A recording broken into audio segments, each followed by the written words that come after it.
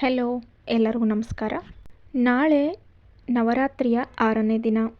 ಯಾವ ದೇವಿ ಪೂಜೆ ಮಾಡಬೇಕು ಹಾಗೂ ದೇವಿಗೆ ಯಾವ ಹೂವು ಹಾಗೂ ಯಾವ ಬಣ್ಣ, ಯಾವ ನೈವೇದ್ಯವನ್ನು ಅರ್ಪಿಸಬೇಕು, ಯಾವ ಸಮಯದಲ್ಲಿ ಪೂಜೆಯನ್ನು ಮಾಡಬೇಕು ಅಂತ ಹೇಳಿ ಈ ವಿಡಿಯೋದಲ್ಲಿ ನೋಡೋಣ. ನಾಳೆ ನವರಾತ್ರಿಯ 6ನೇ ದಿನ. 6ನೇ ದಿನ ದುರ್ಗಾದೇವಿಯ ಅವತಾರವಾದಂತಹ ಕಾತ್ಯಾಯಿನಿ ದೇವಿಯನ್ನು ಪೂಜಿಸಲಾಗುತ್ತದೆ. ಕಾತ್ಯಾಯಿನಿ ದೇವಿಯನ್ನು ಮಹಿಷಾಸುರ ಮರ್ದಿನಿ ಹಾಗೂ ಸುಜನ ರಕ್ಷಕಿ ಎಂದು ಕರೆಯುತ್ತಾರೆ. ಅಂದರೆ ಒಳ್ಳೆಯ ಜನರನ್ನು ರಕ್ಷಿಸುವಂಥವಳು ಎಂದು ಕರೆಯಲಾಗುತ್ತದೆ. ಇನ್ನು ಈ ದಿನ ಕಾತ್ಯಾಯಿನಿ ದೇವಿಯನ್ನು ಯಾರು ಪೂಜಿಸುತ್ತಾರೋ ಅಂಥವರಿಗೆ ಆರೋಗ್ಯ ಸಮಸ್ಯೆ ಹಾಗೂ ಶತ್ರುಗಳಿಂದ ಬರುವಂತಹ ತೊಂದರೆಗಳನ್ನು ತೊಡೆದು ಹಾಕುತ್ತಾಳೆ. ಕಾತ್ಯಾಯಿನಿ ದೇವಿಯು ದೇವಾನುದೇವತೆಗಳನ್ನೇ ರಕ್ಷಿಸಿದಂಥವಳು, ರಾಕ್ಷಸರನ್ನೇ ವಧಿಸಿದಂಥವಳು, ಜೊತೆಗೆ ಮಹಿಷಾಸುರನನ್ನು ವಧಿಸಿದಂಥವಳು ಕಾತ್ಯಾಯಿನಿ ದೇವಿ. ಇನ್ನು ಈ ದೇವಿ ಪೂಜೆ ಮಾಡುವುದರಿಂದ ಮದುವೆ ಭಾಗ್ಯ, ಉತ್ತಮ ಸೌಂದರ್ಯ ದೊರೆಯುತ್ತದೆ ಹಾಗೂ ಸಂಸಾರದಲ್ಲಿ ಇದ್ದಂತಹ ಕಲಹಗಳು ದೂರವಾಗುತ್ತವೆ ಮತ್ತು ಹಿತಶತ್ರುಗಳ ಭಯ ದೂರವಾಗುತ್ತದೆ.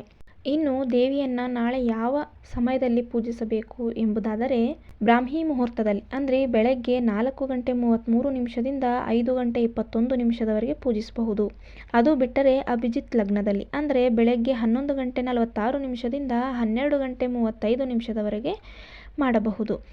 ಈ ಮುಹೂರ್ತವನ್ನು ಬಿಟ್ಟರೆ ಗೋಧೂಳಿ ಸಮಯದಲ್ಲಿ ಅಂದರೆ ಸಂಜೆಯ ಸಮಯದಲ್ಲಿ 6:06 6:36 ಪೂಜಿಸಬಹುದು. ಇನ್ನು ಕಾತ್ಯಾಯಿನಿ ದೇವಿಗೆ ಚೆಂಡು ಹೂವು ಎಂದರೆ ಅತಿ ಪ್ರಿಯವಾದದ್ದು. ಈ ಹೂವನ್ನು ಪೂಜೆಗೂ ಬಳಸಬಹುದು ಹಾಗೂ ನಿಮ್ಮ ಅಲಂಕಾರಕ್ಕೂ ಸಹ ಬಳಕೆ ಮಾಡಬಹುದು. ಈಕೆಗೆ ಪ್ರಿಯವಾದ ನೈವೇದ್ಯವೆಂದರೆ ಅದು ಜೇನುತುಪ್ಪ. ಇನ್ನು ಕಾತ್ಯಾಯಿನಿ ದೇವಿಗೆ ಬೂದು ಬಣ್ಣದ ಸೀರೆಯನ್ನುಟ್ಟು ಪೂಜೆ ಮಾಡಿ. ಇನ್ನು ಪಠಿಸಬೇಕಾದಂತಹ ಮಂತ್ರ ಓಂ ಹ್ರೀಂ ಶ್ರೀಂ ಕಾತ್ಯಾಯಿನಿ ದುರ್ಗಾದೇವಿ ನಮಃ ಎಂದು 108 ಬಾರಿ ಪಠಿಸಬೇಕು. ಈ ಮಂತ್ರ ಪಠಿಸುವುದರಿಂದ ನಿಮಗೆ ಕುಟುಂಬದಲ್ಲಿ ಏನೇ ಸಮಸ್ಯೆ ಇದ್ದರೂ ಸಹ ಪರಿಹಾರವಾಗುತ್ತದೆ ಹಾಗೂ ಶತ್ರು ಭಯಗಳು ದೂರವಾಗುತ್ತದೆ. ಈ ವಿಡಿಯೋ ನಿಮಗೆ ಇಷ್ಟ ಆಗಿದ್ದರೆ ಲೈಕ್ ಮಾಡಿ, ಶೇರ್ ಮಾಡಿ, ಹಾಗೆ ನಮ್ಮ ಚಾನಲ್ನ ಸಬ್ಸ್ಕ್ರೈಬ್ ಮಾಡ್ಕೊಳ್ಳಿ. ಮತ್ತೆ ಮತ್ತೊಂದು ವಿಡಿಯೋದಲ್ಲಿ ಸಿಗ್ತೀವಿ. ನಮಸ್ಕಾರ.